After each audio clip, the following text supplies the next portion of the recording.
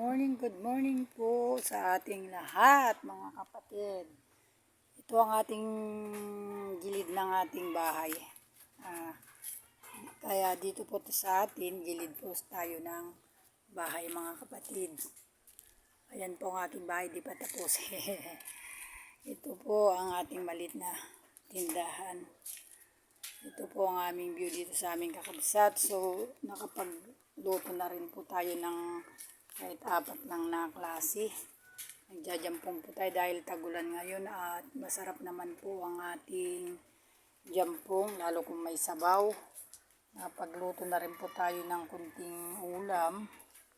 May pansit na may sisig at may pakbit naman tayo. Meron din tayong adobong nitib na manok kabsat. So, ayan po ang ating niluluto kada umaga. So, ikutan lang po natin ang ating paligid ng ating area. Umuulan po kasi kakabsat. Tignan nyo po yung tubig. Oh. Napaka ulap ng paligid kakabsat. Kita nyo po ang aming paligid. Malinis kakabsat at nakawalis na kami. Tignan nyo po.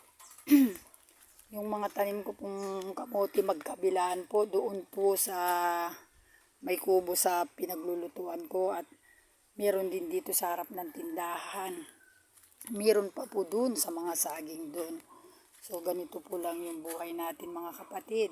Tiyaga lang po tayo sa buhay. Ito po ang aking area dito. Almost may 1 hektarya lang naman po. Bali, pares ko po dito. Tignan nyo po ang aming paligid. Yan po kakabsat. So maliwalas po na gusto nilang kumain dito dahil nakikita po nila na sa gilid ng kalsada at saka malimlim po yung puno ng kahoy. Ito po ang aking kulungan ng mga manok at kulungan ng mga wan namin. Ito po kakabsat, hindi nyo po na itatanong siguro ang halaman na ito ay kasarap po sa sigang. Marami pong nangunguha at nagtatalbos. May mga tanim din tayo doon na mga papaya at mga gabi kabsat. May kunting pispan din tayo dyan. Ito po ang ating paligid dito sa atin. At magpapatanim na rin po tayo ng palay. Napakarami pong susuyong kuhol dyan kakabsat. Oh. May mga bayabas doon. Marami po kaming kamuting kahoy doon at saging na pwede na pong kunin. Ganyan po dito kakabsat sa amin. At may kunting kamyas din kami dito. Ayan po. Ayan po ang bunga ng kamyas. Sa puno pa lang ay namumunga na kakabsat. Bali, kung gusto po nating magtanim, ayan. Dito po kayo magtanim sa gilid-gilid dahil maluwang po ang lupa. Pwede po tayong napakasarap po kakabsat. Oh. Yan po ang ating paligid kakabsat. Maraming bayabas. Ayan, may bayabas. Ayan siya. Kunin natin. Kasi malaki po. Yan kakabsat. Oh. Ayan, marami pong bunga sa taas. Yan po kakabsat ang ating bayabas. Yan po, marami pong bunga dyan, kaya lang di naman po ako makaakyat.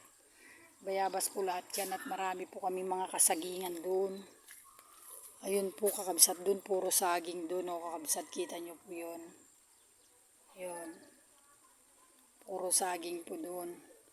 Marami po kami mga puno ng bayabas. Kung malunggay naman po pag-usapan na yan, nakasagabal na sa daan. Ganito po dito kakabsat. At ayan, sa paligid pa lang po ay nakakakuha na tayo ng mga ganito. Tingnan po natin yung ating palatak, yung pinunla po natin na mga palay. Di po ba napakaganda po yung paligid natin. Marami pong mga puno ng mga mangga doon kakabsat. Ilang puno po itong mangga namin. Pag namunga po ito, isang tarak na po yung pipitasin.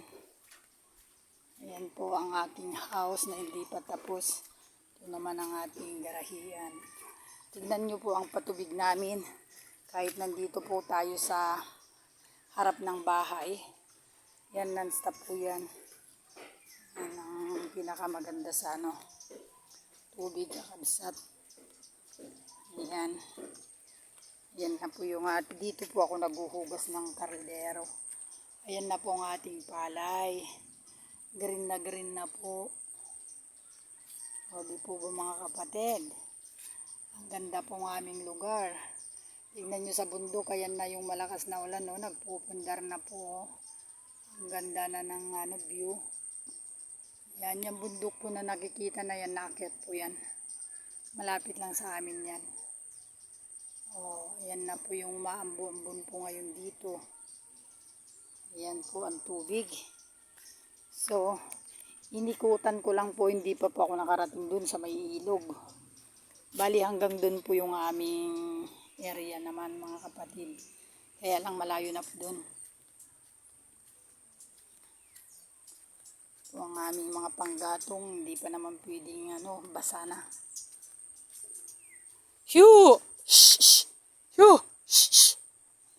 Yung mga tanim namin dun na mga shoo! Shh! Shh! Kinaray kayo na yung mga kwan, kayong mga manok dyan ha. Ayan po ang ating paligid mga kapatid. Napagaganda po. May mga kubo-kubo tayo, meron din may mga tanim-tanim papaya doon. Mamaya magtatanim ako ng talong. Ayan po ang ating mga tanawin. Ito po ang ating tanim po, itatanim na po dyan yung mga palay mga kapatid. Sige po, salamat po mga kapatid sa inyong panunood. God bless po sa inyong lahat. Bye-bye.